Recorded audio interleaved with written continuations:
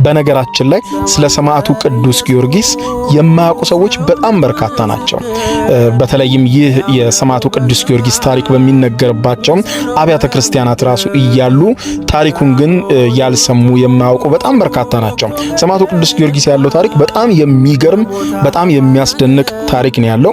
ከውልደቱ ብንነሳ የተወለደው ካፖዶኪያ ነው፣ ወይም መጽሐፍ ላይ የተጻፈው ቀጶዶቅያ ተብሎ ነው። ቀጶዶቅያ ማለት ደግሞ አሁን ላይ በቱርክ ውስጥ የምትገኝ ካፖዶኪያ ብትባል ነበረች። እንግዲህ በዚያ ጊዜ ይህ ታሪክ በተፈጸመበት ጊዜ የነበረው ጂኦግራፊ አሁን ካለው ጋር ፈጽሞ የተለያየ ስለሆነ አሁን ላይ ቦታዎቹ የአካባቢ ለውጥ የተለያየ ነገር ለውጥ አለባቸው። ስለዚህ ቀጶዶቅያ ትባላለች፣ ወይም በቱርክ ውስጥ ካፖዶኪያ የምትባለው ከተማ ናት። ዛሬ ላይ የቱሪስት ሰፊ መዳረሻ ናት።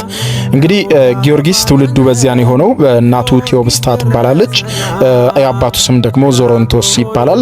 ቀጶዶኪያ ከመወለዱ ጋር በተገናኘ የሚነገሩ ነገሮች አሉ። አሁን እንግሊዝ ውስጥ ብትሄዱ በጣም በሚገርም ሁኔታ እንግሊዝን የተወለደው ጊዮርጊስ ብለው ያምናሉ።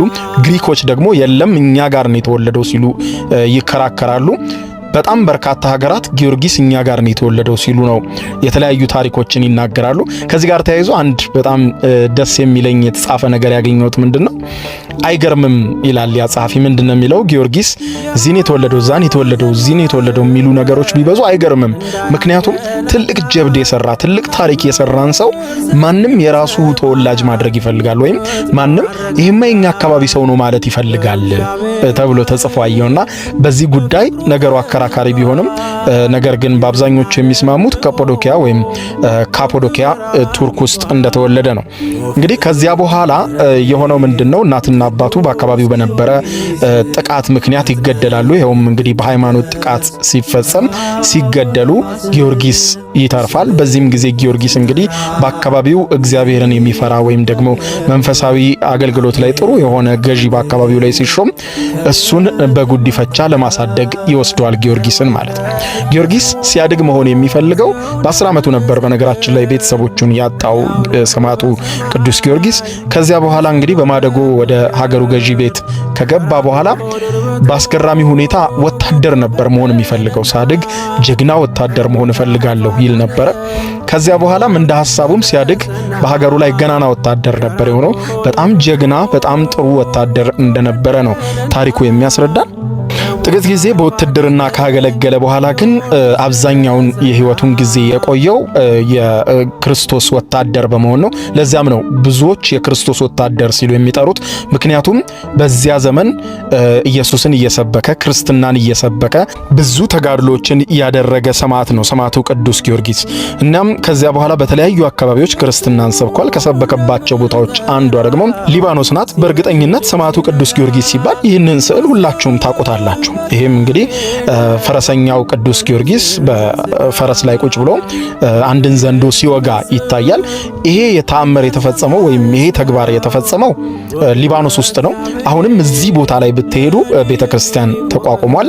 ቤተክርስቲያን አለ ሊባኖስ ውስጥ። እዚህ ቦታ ላይ ቅዱስ ጊዮርጊስ ያደረገው ምንድነው? ወደ አካባቢው በፈረስ እየመጣ ሳለ አንዲት ብሩክታዊት የተባለች ሴት በዛፍ ላይ ታስራ ዘንዶ ሊበላት እየተጠባበቀ ነበር በአካባቢው ላይ የደረሰው። እንግዲህ በዛ አካባቢ ላይ የነበረው ልማድ ምንድነው?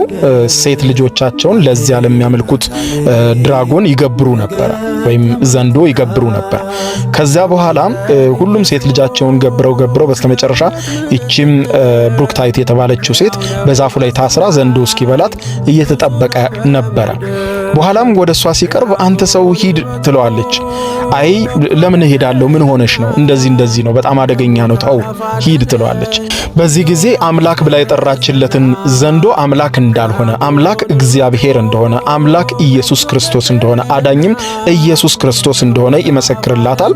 ስለዚህም በኢየሱስ ክርስቶስ እንድታምን በእግዚአብሔር አዳኝነት እንድታምን እግዚአብሔርም እንደሚያድናት ደጋግሞ ይነግራታል።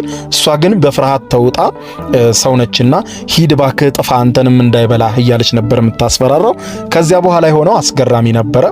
ይሄውም እንግዲህ ልጅቷን ከታሰረችበት ፈቶ በጣም ባስገራሚ ሁኔታ የመጣውንም ዘንዶ በጦሩ በመውጋት በመግደል በኋላም ዘንዶን ከፈረሱ ጋር በማሰር ያንን ዘንዶ በፈረስ እየጎተተ በከተማው በሙሉ እየሰበከ እግዚአብሔር ብቻ ነው አምላክ፣ እናንተ የምታመልኩት ዘንዶ ይሄ ነው የሚሸነፍ የሚወድቅ የሚገደል ይሄ ነው፣ አንዳች ኃይል በላያችሁ ላይ ሊሰለጥን አይገባውም፣ በእግዚአብሔር እመኑ እያለ ያንን ያመልኩበት የነበረውን ዘንዶ እየጎተተ በከተማው ሁሉ እያሳያቸው በእግዚአብሔር እንዲያምኑ አደረገ። እነሱም ለዘመናት ሲያምኑና ሴት ልጆቻቸውን ሲገብሩለት የነበረው ያ ዘንዶ እንዲያተዋርዶ ሲጎተት ማየታቸው በእርግጥም በእግዚአብሔር እንዲያምኑ እንዳደረጋቸው የቅዱስ ጊዮርጊስ ታሪክ ላይ ተጽፏል።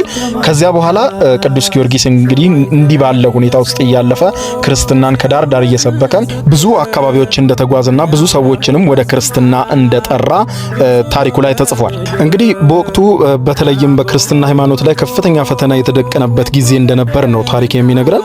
ከዚህ ጋር በተያያዘ እንግዲህ በንጉስ ዲዮዳኖስ ዘመን ማለትም በ300 ዓመተ ምህረት አካባቢ ማለት ነው እንግዲህ በዚያ ጊዜ ክርስቲያኖች ላይ በከፍተኛ ሁኔታ ይደርስ የነበረውን ግፍ የሚያስተውለው ጊዮርጊስ በዚህም እንግዲህ የሚገደሉ ሰዎችን በመቅበር በተለይም ደግሞ መተላለፍ አለባቸው ትውልድ ማንበብ አለበት ያላቸውን ታሪክ የያዙ መጽሐፍትን ወንጌልን በመቅበር በማስተላለፍ ለትውልድ ማለት ነው ዛሬም ድረስ ይወጣሉ በተለያዩ አካባቢዎች ላይ የተቀበሩ ማለት ነው በዚያ ጊዜ እና ይህንን በማድረግ ከፍተኛ ተጋድሎ ካደረገ በኋላ በስተመጨረሻ እንግዲህ በአዋጅ ማንም ሰው እግዚአብሔርን ማምለክ አይችልም የሚባል ነገር በሀገሬው በሙሉ ሲወጣ በዚያ ጊዜ እንግዲህ ተጋድሎ በማድረግ እግዚአብሔርን እንደማይክድ ኢየሱስን መካድ እንደማይችል እየገለጸ እየሰበከ በስተመጨረሻ ከበርካታ ተጋድሎ በኋላ እንግዲህ እንዲገደል ባስተላለፉት ትእዛዝ መሰረት ከፍተኛ ስቃይ ከፍተኛ እንግልት ቢያደርሱበትም እርሱ ግን በዚያው ላይ በመጽናቱ እግዚአብሔርን በላዩ ላይ ተአምሩን እያሳየ እንደቆየ ነው